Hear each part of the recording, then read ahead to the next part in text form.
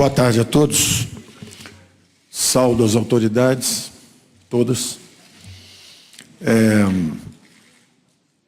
Agradeço inicialmente à minha família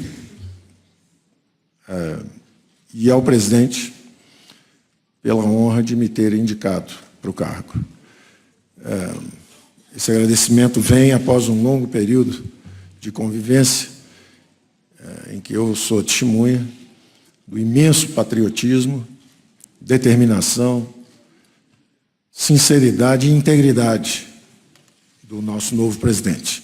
É uma honra trabalhar sob essa inspiração de dedicação e senso de missão. Agradeço a todos que participaram também da transição, a minha equipe que está chegando agora. Foram todos 100%. E minha primeira observação é que isso vai ser uma construção conjunta. Não existe o superministro. Não existe alguém que vai consertar os problemas do Brasil sozinho. Isso é uma construção onde os três poderes terão que se envolver. A imprensa, que é o quarto poder, tem um papel fundamental no esclarecimento das questões que estão à frente. E eu acho que não há motivo nenhum para dúvidas, angústias, incertezas a respeito de que será o futuro, porque nós temos uma democracia resiliente e que está sendo testada há 30 anos, com eleições a cada 2 anos, impeachment à esquerda, impeachment à direita, a independência do Poder Legislativo. Quando o Poder Legislativo declarou sua independência fazendo esses 2 impeachments, o Executivo cometeu um equívoco sério, institucional, tentou comprar a influência parlamentar, despertou o Judiciário, que prendeu os 2, prendeu quem comprou e quem vendeu. Então, nós não temos razão nenhuma para ter dúvida a respeito da robustez, da solidez desse processo de aperfeiçoamento institucional que nós estamos atravessando. A única coisa que houve foi uma mudança de eixo. Depois de 30 anos de aliança política de centro-esquerda, há agora uma aliança entre conservadores, em princípios e costumes, e liberais na economia. É uma centro-direita. E a nossa democracia estava capenga sem isso. É importante que haja isso. E é esse o grupo que está com essa visão para os próximos anos. O diagnóstico é muito simples, foi elaborado aqui, eu quero enfatizar, porque é importante, o teto de gastos foi fundamental exatamente por isso, porque a dimensão fiscal foi sempre o calcanhar de Aquiles de todas as nossas tentativas de estabilização. O descontrole sobre a expansão de gastos públicos é o mal maior. Esse descontrole sobre a expansão de gastos públicos, nós já enfrentamos sob diversas variantes. No governo Geisel, nos endividamos excessivamente em dólares para financiar a substituição de importações, programas de expansão, desenvolvimentistas, e criamos uma sequência de crises cambiais. O Brasil se tornou vulnerável a crises cambiais. As digitais estão aí até hoje. Precisamos de 400 bilhões de dólares para acreditarem que nós vamos nos comportar bem. Governo Figueiredo, logo depois, conta em aberto no orçamento monetário, crédito fácil ia resolver o problema da nação, em meio ao choque do petróleo, fomos para a inflação crônica. Combatemos sintomas durante o início da redemocratização.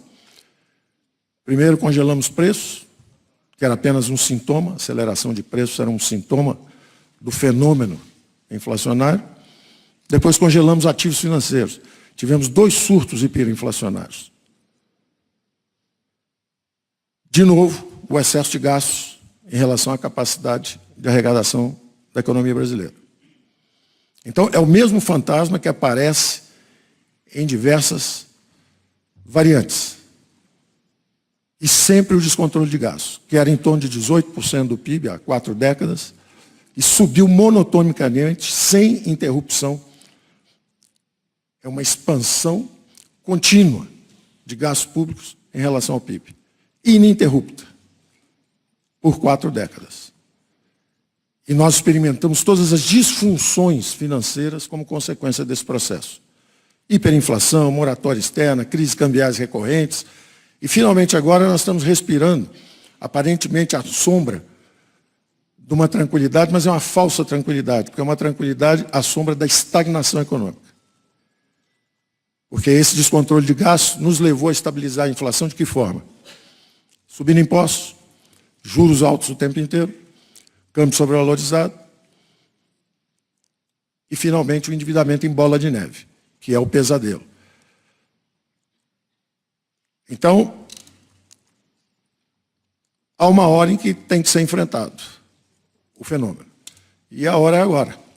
Porque entra um grupo que acredita que o mecanismo de inclusão social, a maior engrenagem descoberta pela humanidade para garantir a inclusão social, são as economias de mercado. 3,7 bilhões de eurasianos estão fugindo da miséria através dos mercados globais. E o Brasil continuou uma economia fechada por 4 décadas. Concorrentes de comércio, 12%, 13%, às vezes 14%, às vezes 10% do PIB. Uma economia fechada. O nosso diagnóstico, portanto, tem que começar pelo controle de gastos. E você não precisa cortar dramaticamente. É não deixar crescer no ritmo em que cresciam os gastos públicos no Brasil. O teto está aí, mas um teto sem parede de sustentação cai. E essa parede de sustentação são as reformas. Nós temos que aprofundar reformas.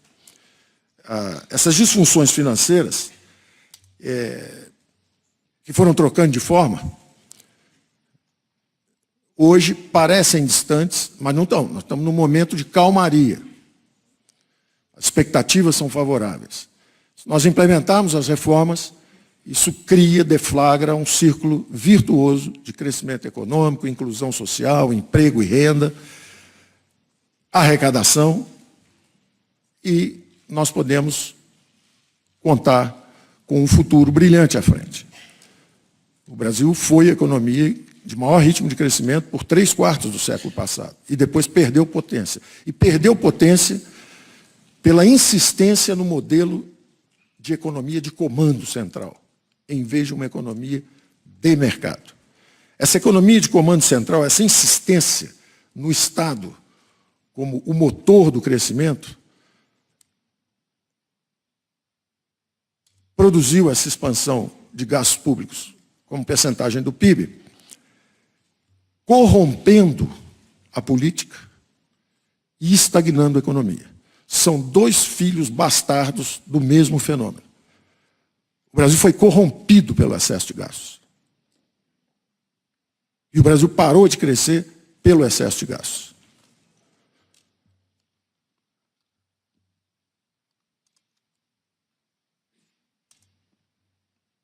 A reforma do Estado é, portanto, a chave para a correção desse fenômeno. E essa reforma do Estado,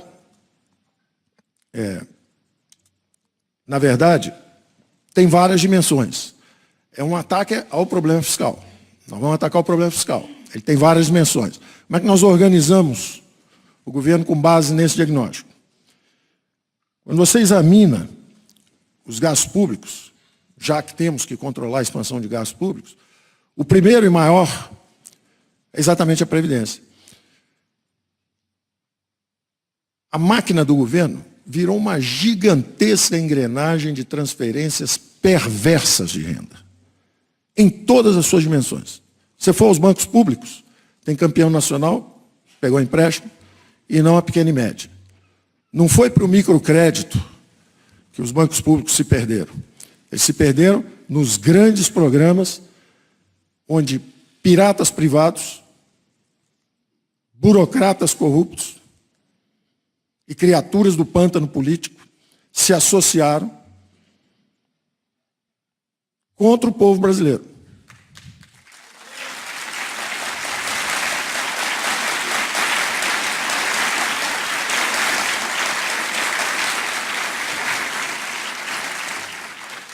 O Estado gasta muito e gasta mal quando você examina os gastos. O Estado que devia ser eficiente, podendo gastar menos, chegou a gastar 45% do PIB. E quando você examina a qualidade dos gastos, você vê que gasta mal. Gasta um plano Marshall por ano com transferência de renda para rentistas. Algo errado em si? Não. Se o governo precisa se endividar, não controla seus próprios gastos, dá aumento generalizado de salários, aposentadorias para quem já tem estabilidade de emprego, já aposentadorias generosas, fabrica desigualdades no sistema previdenciário, transfere renda perversamente e se endivida em bola de neve para financiar isso. Esse governo age como se não existisse amanhã, se endivida e transfere essa renda para frente. O Brasil gasta 100 bilhões de dólares por ano. O Brasil reconstrói uma Europa por ano, que é um plano Marshall, por isso. O que vamos fazer a respeito? O Banco Central é que manda nos juros, ele é independente. O estoque da dívida está aí, e nós honramos contratos. Você tem que trabalhar no balanço da União, no balanço patrimonial da União. E aí surge uma das nossas secretarias especiais, de privatizações, desinvestimentos, desimobilizações, e o Salim Matar, um empresário de extraordinária qualidade, convocado para o governo, e vem contribuir para esse esforço de ajustamento, de correção de desequilíbrio patrimonial da União. Nós vamos vender ativos, desacelerar a dívida, talvez controlemos nominalmente essas despesas. Se a gente conseguir 2, 3, 4 anos acelerando privatizações, travar esses gastos, eles se dissolvem, porque a economia vai crescer 3, 3,5%.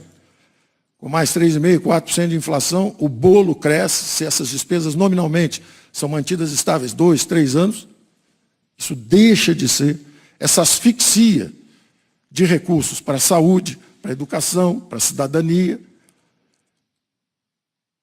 E o Brasil deixará de ser o paraíso do rentista e o inferno dos empreendedores.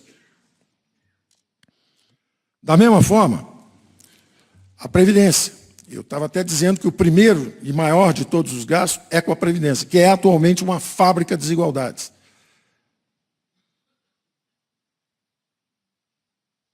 Quem legisla tem as maiores aposentadorias, quem julga tem as maiores aposentadorias, o povo brasileiro, as menores.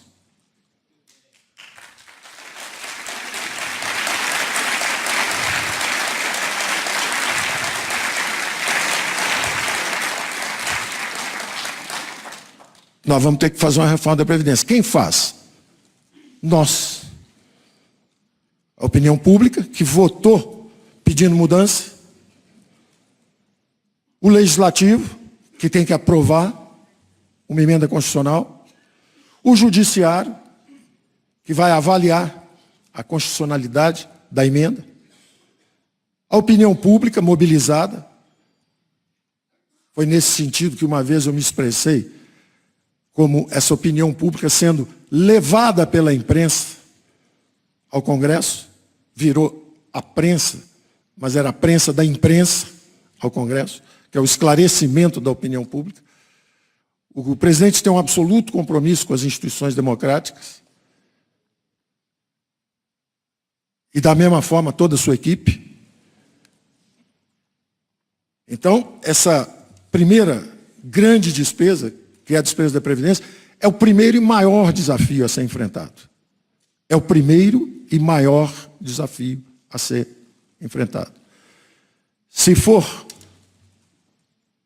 bem sucedido esse enfrentamento, há 2 meses, 3 meses à nossa frente, nós temos 10 anos de crescimento sustentável pela frente. Se não for,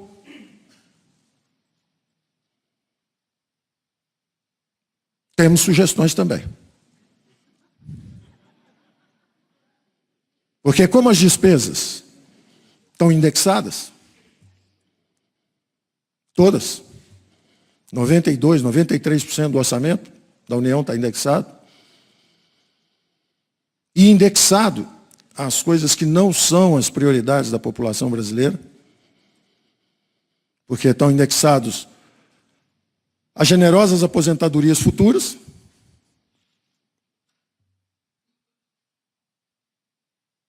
onde a máquina pública tem uma fatia expressiva. Aos excelentes salários, bem acima também do restante da população, onde a máquina pública tem uma fatia expressiva. E o passado, que são esses juros de dívida, que são as digitais de equívocos, de falta de coordenação entre monetária e fiscal, falta de apoio fiscal à tentativa de combate à inflação, combater a inflação, expandindo a agraciar os militares das Forças Armadas, os civis nacionais... Contra a geração de renda e contra as classes desfavorecidas. Daí, transformar o país num paraíso dos rentistas. Se isso falhar, nós temos uma PEC também. Porque essas despesas vão se chocar contra o teto. E você vai ficar fora da Constituição. A lei será quebrada. E aí você tem que escolher. Ou você segura o teto, desindexa, desvincula e desobriga todas as despesas e receitas da União, ou seja, você reabilita a classe política brasileira. Ela tem que sair e lidar com a crise. Ela tem que fazer as escolhas. Hoje ela não faz as escolhas. Hoje a classe política observa e, na verdade, por algo que aconteceu, que teve mérito num ponto da história. Nós tivemos 20 anos, durante o regime militar, de gastos em infraestrutura. Telebrás, Eletrobras, Siderbras, Portobras, Nuclebras, gastos com infraestrutura física, máquina, equipamento industrial, instalações. Era natural que uma democracia emergente tentasse se proteger orçamentariamente, carimbando os orçamentos e dizendo, saúde e educação, agora é capital humano. Só que isso foi há 30 anos atrás. Será que a classe política já é madura o suficiente para assumir o protagonismo? Para assumir o comando do orçamento da União? Votar mais saúde, mais educação? Pode ser até mais do que está hoje indexado. Mas corta onde? Diminui os subsídios? Não somos uma fábrica de desigualdades? Não temos subsídios, não temos 300 bilhões de desonerações fiscais, de gastos tributários? Não temos isenções? Cortem em algum lugar. E deem os recursos para a saúde e educação. Agora, isso é um pouco à frente, se não funcionarem as proposições de reformas. Se elas não funcionarem, você tem que lançar uma PEC dizendo o seguinte, vamos desobrigar, desvincular e desindexar todas as receitas, todas as despesas da União.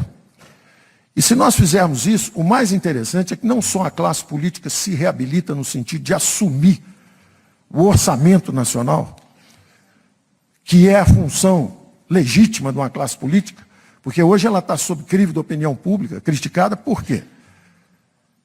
Muitos privilégios e poucas atribuições. O resultado dessa eleição foi o quê? Foi um recado em alto e bom som, dizendo o seguinte, os senhores têm muito privilégio e poucas atribuições. Não estão conseguindo ajudar o suficiente o país. Então, isso é uma conclamação, é um pedido de ajuda. Eu estou fazendo um pedido de ajuda. Se a gente aprovar uma reforma importante como essa que está à frente, nós temos aí 10 anos de crescimento à frente garantido. Se não aprovarmos, nós temos que dar um passo mais profundo ainda, dizer o seguinte, olha, agora ou desindexa tudo, desvincula tudo, ou não há solução. O bonito é que se der errado, pode dar certo. Porque se der errado a aprovação da reforma, da Previdência, que é a mais importante de todas, que nos dará esse horizonte fiscal, é bastante provável que a classe política dê um passo à frente e realmente assuma o comando sobre o orçamento.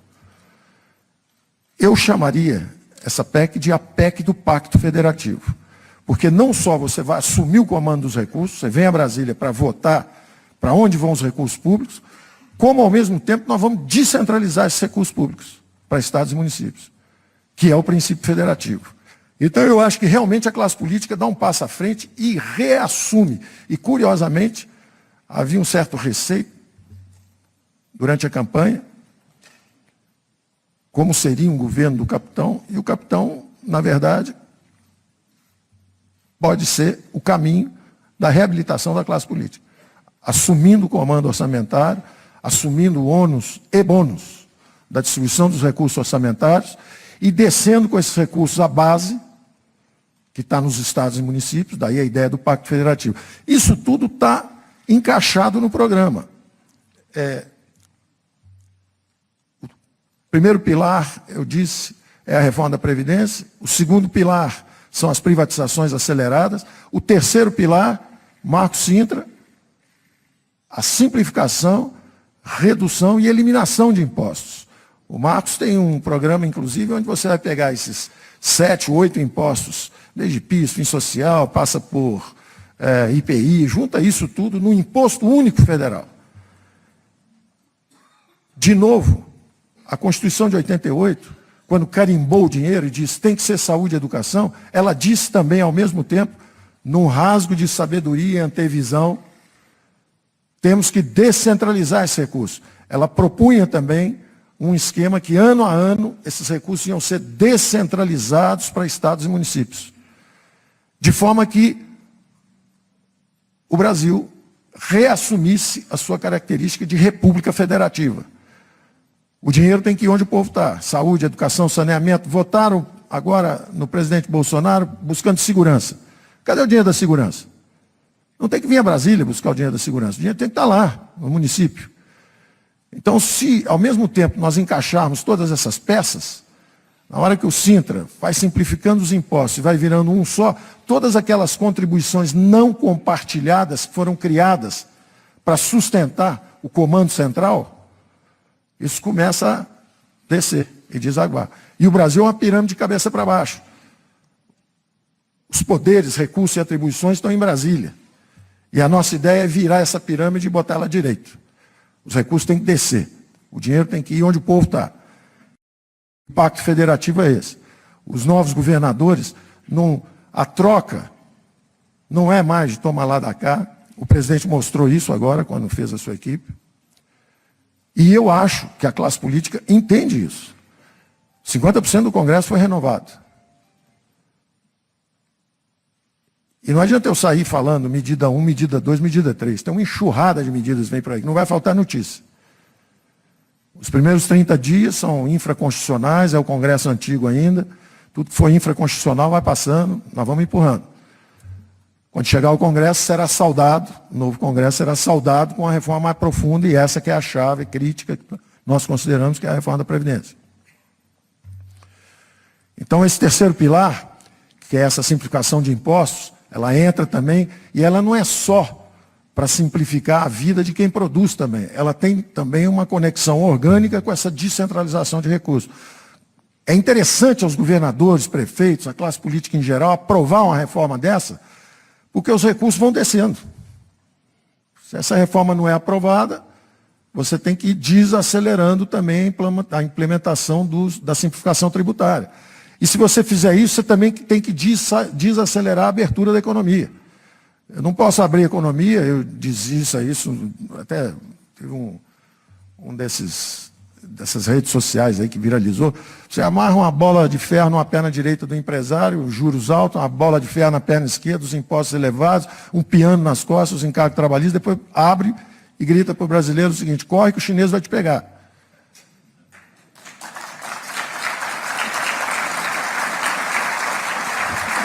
Não é razoável. Não é razoável.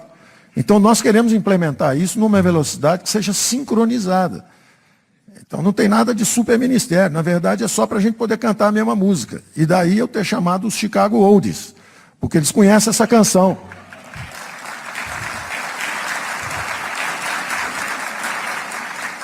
E eu estou fazendo uma mistura também do Preserva o Cor e Inove. Então, tem vários dos excelentes. Tem um capital humano extraordinário em Brasília, gente muito boa, da melhor qualidade. Eu tenho interagido com gente da melhor qualidade, em todos os 3 poderes. Gente da melhor qualidade. E até me pergunta, a grande pergunta, logo que cheguei, eu falei assim: como é que pode estar tão mal com tanta gente boa? E a resposta é a direção. Nós podemos fazer com muita precisão coisas erradas, ou fazer de uma forma não exata as coisas certas. Eu prefiro ir por aí. Eu acho que nós vamos na direção da liberal-democracia. Nós vamos abrir a economia, nós vamos simplificar impostos, nós vamos privatizar.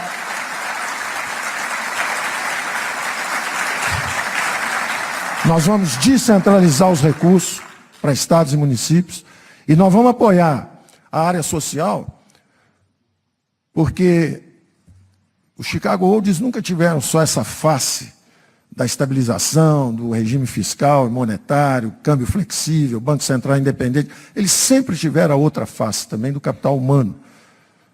A importância de investimento em saúde, educação, o voucher educação, o foco de 0 a 9 anos. É aí que o cidadão é formado ou se perde. É o ser humano que é formado de 0 a 9 anos. Então, essa ênfase, de um lado, dos conservadores na família, na importância de uma educação adequada, etc. Do lado dos liberais, a ideia de investimento maciço em capital humano é transformadora, é libertadora. Eu estou aqui com o meu também, Afife, que em 89 foi candidato a presidente por um partido liberal, com uma reforma liberal. Eu acho que eu era inconsequente o suficiente para fazer tudo em 6 meses. Hoje eu acho que vai levar um pouco mais de tempo. Mas era já o caminho da prosperidade. Ele, interessantemente, também já tínhamos uma visão de que o eixo de crescimento do mundo podia se inclinar para a Ásia, onde está hoje. E eu acho que o presidente Bolsonaro, em todas as interações que eu tenho, tem sido muito contundente em dizer: Paulo, nós temos que fazer o que é melhor para o povo, nós vamos fazer, o povo vai nos apoiar, vamos fazer o que tem que ser feito. Afinal de contas, ele não enfrentou essa odisseia, isolado, no início, politicamente isolado, contra o establishment, destemido, botou em risco a própria vida, sabia disso, disse algumas vezes isso. E enfrentou tudo isso para mudar, não é para ser reeleito. E reafirma, cada vez que estamos conversando, estou pensando no futuro e nas futuras gerações, e não nas próximas eleições. Vamos avançar no que tem que ser feito. Então, eu acho que, terminando, nós temos a reforma da Previdência, nós temos as privatizações, nós temos essa simplificação tributária, impostos, redução, na verdade é um programa de substituição de impostos, mas com um compromisso, olhando lá para frente, o ideal é que nós tivéssemos 20% do PIB como carga tributária, porque acima disso é o quinto dos infernos. O Tiradentes morreu por isso.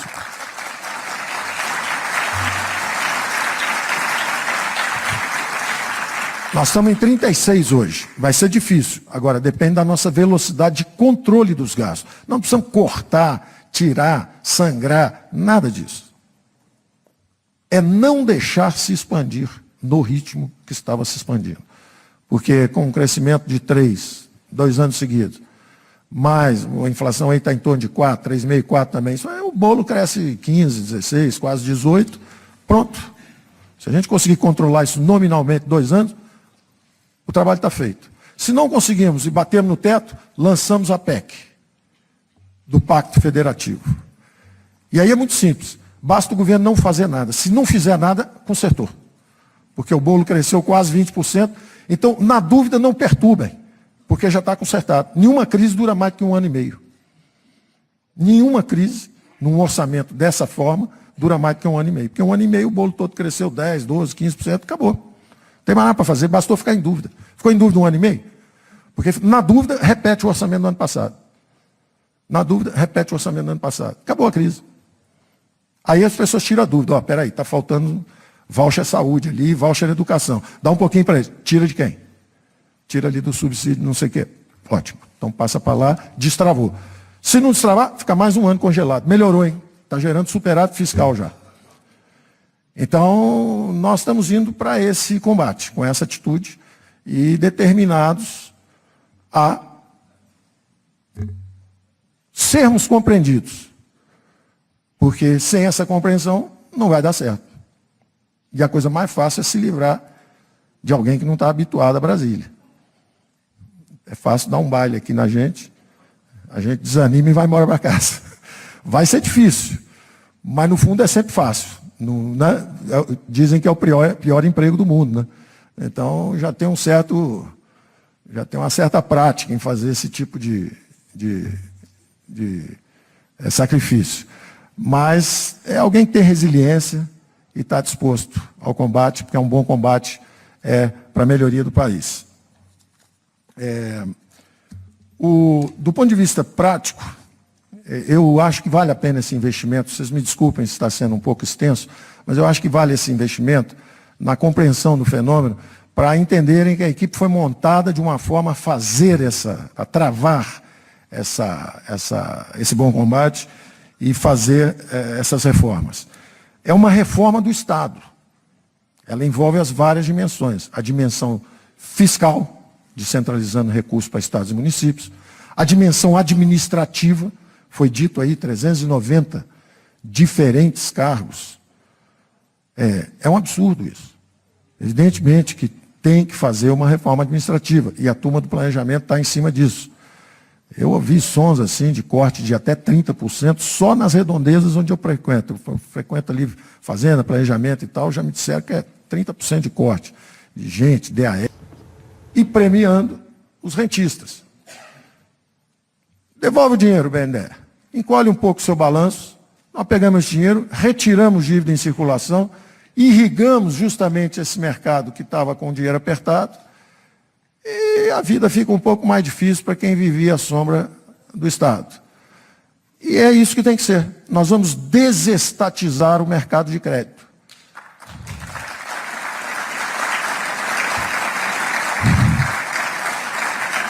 Se houver crédito, que seja para o microcrédito, que seja. E mesmo assim, será que precisa do banco público para isso?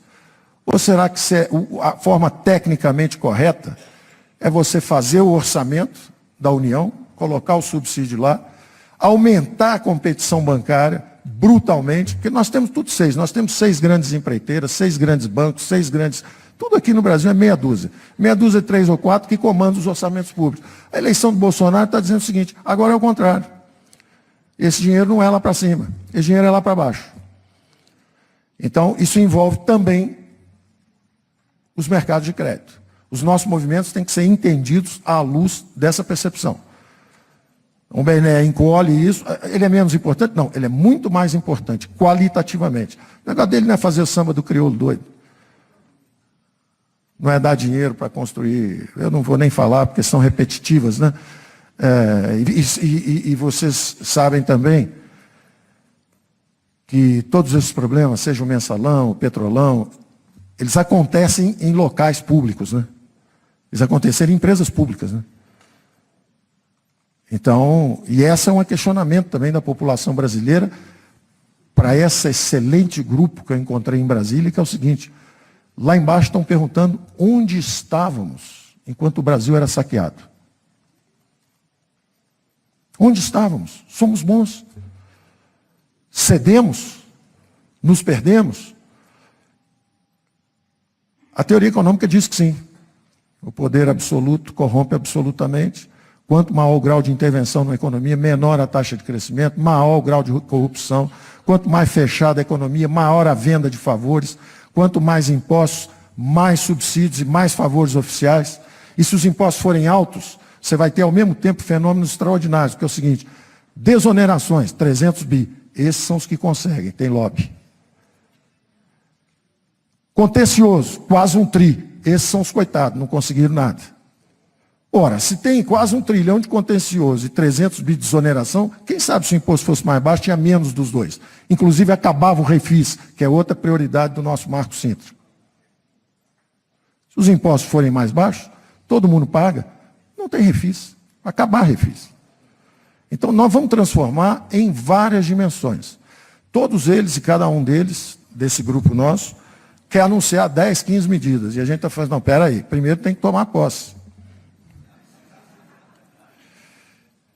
Depois tem o seguinte, tem as medidas infraconstitucionais, tem que vir soltando devagar. Isso é um crescendo. Nesses próximos 30 dias nós vamos estar soltando coisas simplificadoras, simples.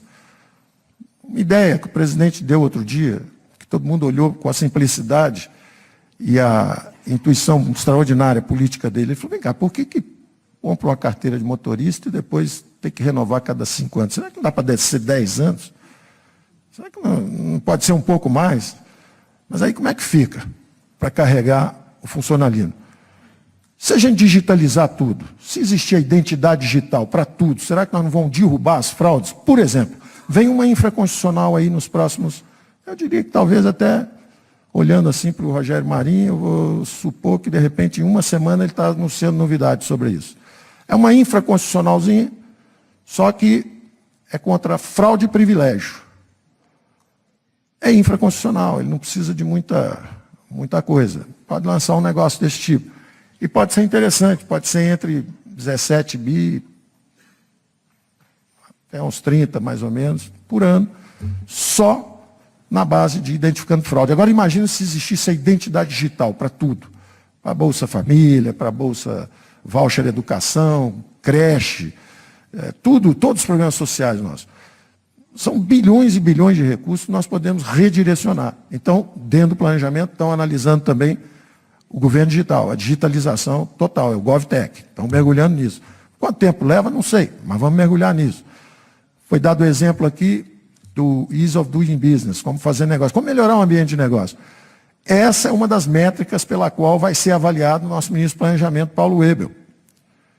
Se a gente entrar agora com o 100º, 20º lugar, como nós estamos, como facilidade de fazer negócio, e daqui uns 2 anos a gente estiver ainda entre os 100 primeiros, nós vamos ter que trocar. Porque se eu não trocar, o presidente deve me trocar. Tá certo? Então é meta, tem que ter meta. O Salim tem meta. O Salim vai entrar, já vai anunciar logo, ó, vou fechar o trem-bala, vou fazer não sei o que lá, no primeiro ano vou vender tantas, no segundo ano vamos pensar. Todo mundo tem meta, todo mundo vai correr atrás. O Pedro sabe que lá na Caixa ele tem que ir para o microcrédito, ao mesmo tempo tem que tirar valor de lá de dentro no sentido correto, tecnicamente, né? Ele teve a experiência, inclusive, de pegar o BB Seguridade, que chegou a valer mais que o próprio Banco do Brasil. Estava escondido, ele estava sentado em cima do barril de petróleo e não sabia.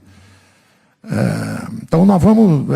É um time que vai jogar forte nesse ritmo, e nós achamos que com 4 anos vai dar para fazer um governo que, pelo menos, vai deixar o país numa direção interessante.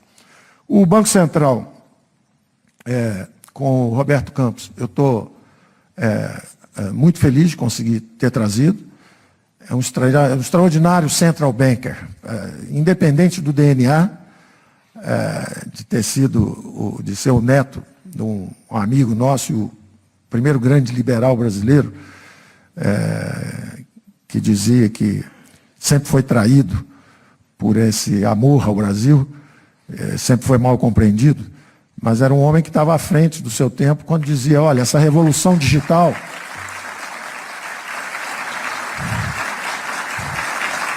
Essa revolução digital de informática, tudo isso, na verdade, na época era informática, agora mais recente é digital, na época era informática. E ele dizia, olha, nós vamos ficar atrasados, porque a indústria toda vai usar a informatização, tudo isso vai avançar e nós estamos aqui impedindo a absorção dessas novas tecnologias.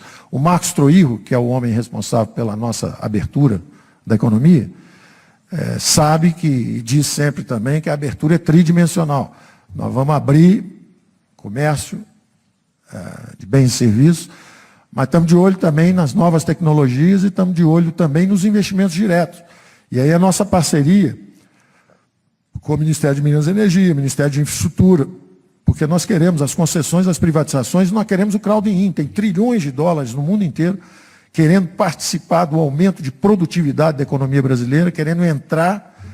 E nós com uma dificuldade nova em desregulamentar, uma enorme dificuldade em desregulamentar, em aceitar o capital de fora para acelerarmos o crescimento econômico. E principalmente nessa área, porque se o nosso governo está sendo transformado, se era um governo que fazia infraestrutura durante o governo militar, e ele vai ser transformado num governo segundo o Pacto Federativo, esse é o algoritmo de transformação. Como é que transforma de um regime politicamente fechado, que investiu em infraestrutura, num regime politicamente aberto que descentraliza recursos para estados e municípios. E esse dinheiro, então, vai para a área social, para a saúde, para a educação, para a segurança. Como é que você faz essa transformação com esse pacto federativo? Tudo bem, nós vamos fazer isso politicamente. Na hora que isso começa a fazer, quem vai fazer o crowding? Como é que vai ser o financiamento? Evidentemente, os grandes grupos privados, que hoje preferem ser rentistas, mas têm uma base de capital importante. A nossa nova Previdência, que está marcada ali, tem um encontro marcado ali na frente também, porque nós temos um compromisso com as futuras gerações. Nós temos que libertar as futuras gerações desse regime trabalhista previdenciário que nós temos hoje.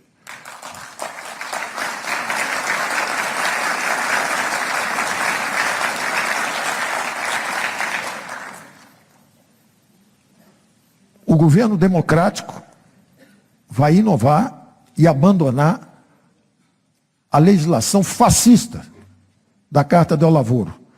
Então, nós vamos libertar as gerações futuras, dando a opção para o jovem que queira a carteira verde e amarela, em vez de ele ser condenado a ser um dos 40 milhões de desempregados que tem hoje, eu vou dizer, fala-se muito aqui de 13 milhões de desempregados, 12 milhões de desempregados. Então eu prefiro inverter, não vou dizer 40 milhões de desempregados, vou falar o seguinte, 40 milhões de pessoas que não contribuem com a Previdência. População economicamente ativa são 96 milhões de brasileiros.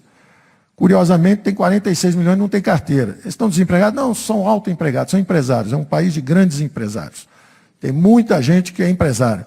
É um pessoal que não consegue ser absorvido na indústria, na economia formal.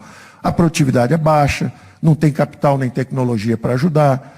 Então, evidentemente, se nós absorvermos essa mão de obra, ou pelo menos libertarmos os nossos filhos e netos da armadilha que nós fizemos para nós mesmos, com um sistema de repartição, que é um sistema que tem várias bombas a bordo, tem a bomba demográfica, que já chegou, né? O sistema já está em xeque, já está quebrando antes da população envelhecer, tem a bomba da forma inadequada de financiamento, encargos trabalhistas que produzem esses 40 milhões de brasileiros que vão envelhecer, vão bater as portas da Previdência e não contribuem.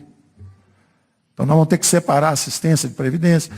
Tudo isso está sendo equacionado. Não é por mim, tem gente já trabalhando nisso há anos. Os melhores especialistas estão trabalhando há anos. O que nós estamos fazendo, nós não vamos reinventar a roda. Nós estamos fazendo é botar isso tudo junto e preparar isso para a submissão futura ao Congresso. Então, eu fico por aqui. Deixa eu ver se eu esqueci alguma coisa. Eu tinha aqui o meu grande discurso. Ambiente de negócio, gerações futuras, o mais Brasil, menos Brasília, uma abertura econômica, um lembrete de que todos os grandes fenômenos de crescimento econômico conduzidos por liberal-democratas foram muito bem-sucedidos. A reconstrução da Alemanha no pós-guerra, Ludwig Erhard, um liberal extraordinário, reclama, escreve o livro 8, 9 anos depois de ter governado a Alemanha, faz um milagre econômico, e depois reclama que os social-democratas não deixaram ele governar. Falou, olha, podíamos ter crescido muito mais se não fosse a social-democracia. O que mostra que é importante, tem que ter os dois lados. Então, quando o social-democrata fica muito tempo, o crescimento desaba. Se o liberal-democrata também ficar muito tempo, de repente faltou um gás lá na parte social. O Brasil merece ter essas duas vertentes da grande sociedade aberta, operando e revezando. Agora eu acho que é hora de otimizar o crescimento de novo, tornar o Estado eficiente e fraterno, porque hoje o Estado é ineficiente e transfere renda para privilégios. Está errado, gasta mal. Então, esse é o nosso norte. E para terminar, só porque eu tinha um negócio na última página, que eu não queria esquecer, mas já esqueci, que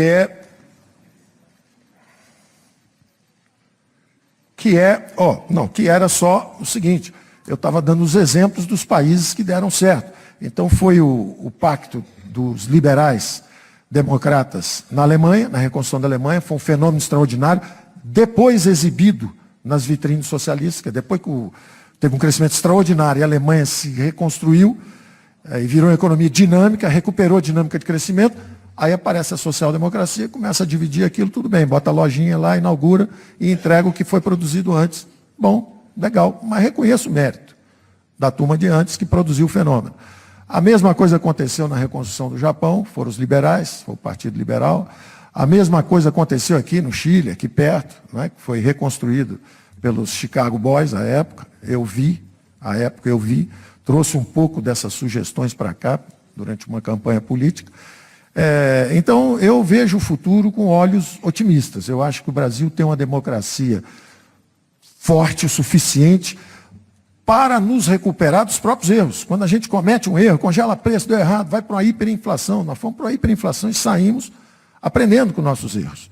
Aí fizemos um programa de estabilização, mas sem a política fiscal. Aí a dívida cresce muito. Agora temos que atacar, temos que acelerar a privatização. Então, eu acho que o Brasil tem muitas virtudes, os poderes são independentes, tem uma imprensa livre, somos resilientes, enfrentamos crises extraordinárias sem nenhum abalo nas instituições. Estávamos agora, 2 anos atrás, numa crise institucional terrível, e agora que a eleição estava em curso normal, as pessoas, inclusive brasileiros, falando lá fora que o Brasil está numa situação dramática, que era terrível, que não tinha recuperação, ou ganhava o candidato da Faria Lima, ou não tinha solução. O que é absolutamente ridículo.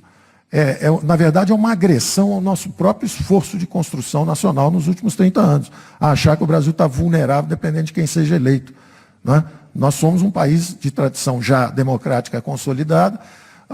O presidente tem um compromisso com as instituições democráticas. E eu acho que nós temos toda a razão para olhar com alguma segurança para o futuro. Obrigado.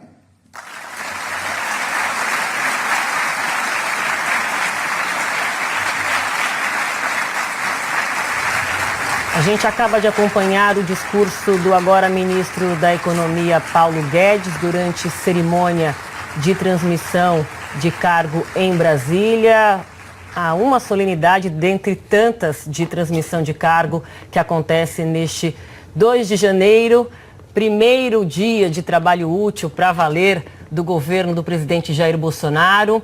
Vou chamar então Valdo Cruz, João Borges, já aqui no meu telão, eles que estão lá no local onde acabou de terminar esta cerimônia. João, seja bem-vindo, com você eu ainda não tinha falado, Valdo, olá novamente. Eu fiz aqui um resumo rápido, não citei tudo, mas eu acho que para passar a bola para vocês, destaco aqui o que o ministro da Economia colocou como os 3 principais pilares aí dessa gestão econômica do governo Bolsonaro. Primeiro pilar, reformas. Segundo, privatizações aceleradas. E terceiro, simplificação mais redução de impostos. É um resumo aí do que a gente pode esperar nos próximos 4 anos na nossa política econômica. João. Olha, Aline, boa tarde a você, boa tarde a todos. Além desses pontos que você colocou, eu gostaria de destacar no discurso aqui do novo ministro, Paulo Guedes, 3 pontos. Ele faz uma afirmação. Primeiro, ele fez um discurso muito forte, muito franco, de improviso, é bom a gente destacar isso, mas abordando 3 questões que eu acho que vale a pena a gente mencionar. Ele fez uma afirmação do ponto de vista político, da questão da democracia, que segundo ele, nós estamos num processo, pelo contrário, de afirmação da democracia e que todo o governo, segundo ele, tem como princípio o respeito às instituições democráticas. Disse que o país entrou numa situação política de crise, porque, segundo ele, um Estado exagerado, com um déficit fiscal enorme, com muitas concessões, gerou o que ele chama de um pântano político e gerou corruptores, uma burocracia corrupta de um lado e piratas privados. Mas que, segundo ele, dentro dessa democracia, chegou o poder judiciário, para usar a expressão dele, e prendeu os 2. Prendeu quem comprou, prendeu quem vendeu. Outro ponto que ele faz de afirmação de princípio é a afirmação de um princípio de uma economia liberal, muito mais liberal do que já tivemos até agora. Ele faz claramente essa defesa e explica por quê. E, finalmente, ele começa a anunciar as medidas, citando esses 3 pontos prioritários que você mencionou. Em primeiro lugar, a reforma da Previdência, em segundo lugar, uma reforma tributária, e em terceiro lugar, privatização, que, aliás, acelerar a privatização. Bom, mas já falei muito, vou passar para o meu colega Valdo aqui. Aline, boa tarde novamente, boa tarde aos nossos assinantes, boa tarde, João Borges. O ministro Paulo Guedes, ele fez várias frases de efeito, frases fortes no dia de hoje. Uma deles exatamente porque ele foca, né, João, toda a sua base, da sua leitura dos problemas brasileiros, quer dizer, o nosso problema sempre foi, desde sempre, nas últimas 4 décadas, a questão fiscal. Nós testamos vários modelos, congelamos preços, nós congelamos ativos financeiros, fizemos ali, nos endividamos em dólar, ou seja, procuramos todos os caminhos, mas sempre erramos. Por quê? Porque não enfrentamos a questão fiscal. E pior, essa frase dele é muito forte. O que ele diz? O Brasil foi corrompido pelo excesso de gastos e parou de crescer pelo excesso de gastos. Ele diz claramente, o governo brasileiro cresceu, ficou muito poderoso, muito forte, acabou corrompendo os políticos, isso acabou gerando um sistema totalmente ali distorcido no país. Por isso, né, João, ele foca claramente o seguinte, é preciso, chegou a hora de reduzir definitivamente os gastos públicos, porque se você continuar com os gastos públicos subindo do jeito que está, nós vamos parar de crescer, nós nunca vamos voltar a crescer, crescimento acima de 4% que ele falou, né, João? Uma coisa, quando ele fala, viu, ali na questão da reforma da Previdência, que eu acho muito interessante, da necessidade de... Ele traçou como prioridade a reforma da Previdência, teve uma frase dele também que eu achei muito interessante. Ele diz, quem legisla tem as maiores aposentadorias, quem julga tem as maiores aposentadorias e o povo tem a menor das aposentadorias. Mostrando claramente, né, João, que o ataque é o quê? Aos privilégios, não é isso? Aos privilégios. Ele colocou isso de uma maneira franca. E outro ponto importante que ele colocou é o seguinte, se houver um congelamento, ou seja, um não aumento das despesas nos próximos 2, 3 anos, a situação já estaria resolvida, mas isso dependeria da reforma fiscal, da reforma tributária. Se a reforma tributária, da reforma previdenciária não passar, ele, segundo ele, terá uma PEC, uma proposta de emenda constitucional, estabelecendo a desvinculação total do orçamento. O que ele, ironicamente, chamou que seria o resgate da classe política. Porque não havendo a vinculação, que hoje praticamente vincula mais de 90%, ingessa todo o orçamento, ou seja, 90% já está vinculado por lei, portanto, nem o Congresso tem atribuição de mudar essa vinculação. Essa proposta de emenda constitucional desvincularia tudo, ou seja, a partir de então, o Congresso, a classe política, segundo ele, teria que decidir sobre a totalidade do orçamento, mas com o teto do gasto, que obrigaria você, para aumentar o gasto de um lado, ter que apontar um corte de outro. Eu acho que ele até durante essa discussão sobre a questão dos gastos do público, ele enfatizou muito, né? Você tem que acabar com essa história daquela pirâmide que ele fala, né? Hoje o Brasil é uma pirâmide. O dinheiro está concentrado na base, a base invertida, né? Está concentrado na base invertida lá em cima. Temos que inverter isso, fazer com que o dinheiro chegue na população. Eu não sei, viu, Aline? Você gosta do Milton Nascimento, Aline? Quem não, Valdo? Quem não gosta? Conta pra mim. Então, teve uma hora que ele falou o seguinte, lembra aquela música do Milton Nascimento, não vou cantar porque eu sou desafinado. Ele falando que todo artista tem de ir aonde o povo está. Ele falou, o dinheiro tem de ir aonde o povo está. Ou seja, é uma mudança totalmente na visão de como você deve administrar os recursos públicos, né? Ele falando claramente durante todo o discurso que o dinheiro brasileiro hoje é concentrado ali em grupos que têm mais poder de lobby, de pressão em Brasília. Daí ele falou, olha, o dinheiro tem de ir aonde o povo está. Por isso ele prometeu, ali, uma questão da descentralização dos recursos, né, João? Ou seja, se você aprova uma reforma da Previdência, vai sobrar dinheiro e você vai poder o quê, João? Descentralizar, né? Pois é, descentralizar. Ele disse o seguinte, que está sendo preparada uma simplificação tributária que reuniria a maioria dos impostos e como você tem algumas contribuições que não são partilhadas com estados e municípios, ao fazer essa simplificação, jogando tudo num tributo, isso seria partilhado com os estados e municípios, gerando essa distribuição dos recursos tributários, segundo ele.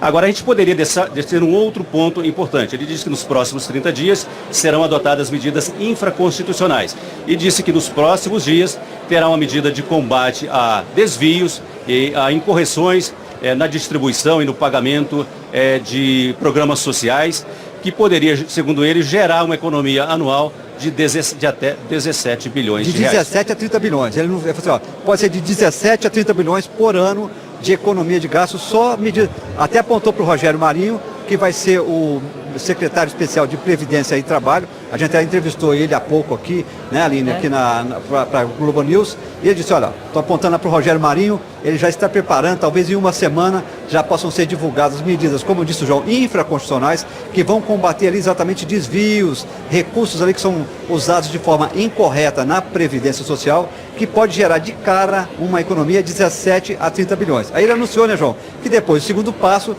quando o Congresso for retomado, aí eles começam a enfrentar a questão da reforma da Previdência, que ele diz claramente, tem de reformar.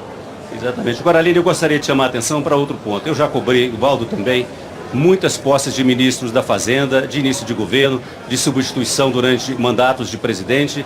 Eu nunca vi uma fala tão franca, tão direta e num tom também tão informal. Porque normalmente essas posses têm um caráter, digamos, muito formal e com muito protocolo. João, no caso dele, ele foi muito franco. João, aqui tinha empresários, João, desculpa, eu vou te políticos, o Poder interromper, a Judiciário. gente vai Sim. ao